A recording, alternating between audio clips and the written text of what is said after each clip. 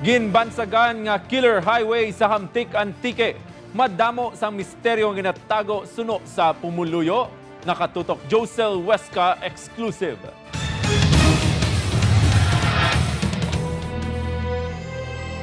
Mag-Iloy nga nagahibi, babae nga hinali nagatabok sa dalan, pasahero nga nagapanaog malapit sa pilas, pero daw aso nga nagakadula.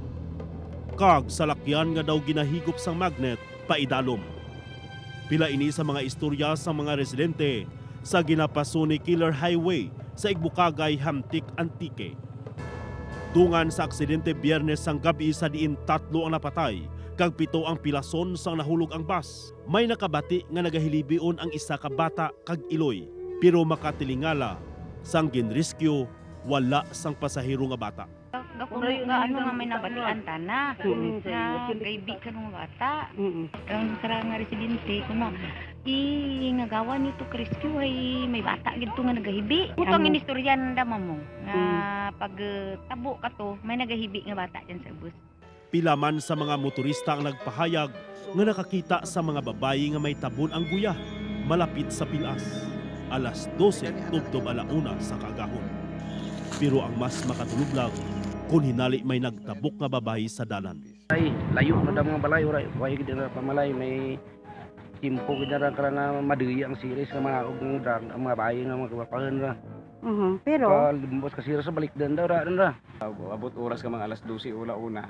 Makita namin nagapungko da nga mga tao nga nagamanto mo. why man nagapapara sa ila? Why basta nagapungko lang no sa pagbaban. Madamo pa sa misteryoso nga mga hitabo nga ginasugid ang malapit sa lugar. Nakakita man ang labi na gidang listos babaw. Di sarat mag-ano ang uran na kana nag-ano kan. May nagalukso-lukso ba nga layo do sintir mo. Munang nasa sugid nanda nga mo dyan may bayi kuno sanda nga nagyan nga doon na sa gayada. Gagulpi lang siya agi nga daw masagaida nila. Pero kung balik doon nila wala man. Indi magnubo sa 39 na kaaksidente ang natabo halin sang dekada 60. Nag-umpisa suno sa ilang disgrasya sang ginhawanan ang lugar nga sadto madabong ang kahoy. Pero indi tanan nga salakyan nagadiretso sa pilas kung madisgrasya. May isa kahitabo nga pati si Lula Hilda, nagtilindog ang iya balahibo sang ginpahibalo. May nag-istorya nga tawag lang, dapat to no, mapa-norte sila. So, ano to, private. Aling do ginliso, kung sakyan pabalik pa ililo. Kaya nga mapa-norte, do ginliso, ila kung service pabalik pa ililo. Kundi wala na sa moditso pa-norte, na pililo na sila. Tuig-tuig gintinguan gid sang barangay nga mapamisahan ang pilas. Agod mapangamuyuan ang mga kalag nga nagkalamatay, kag malikawan ang duga nga disgrasya.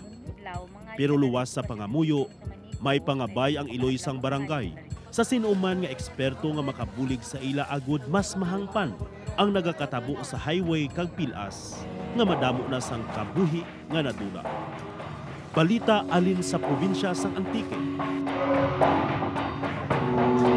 Josel Huesca, One Western Visayas.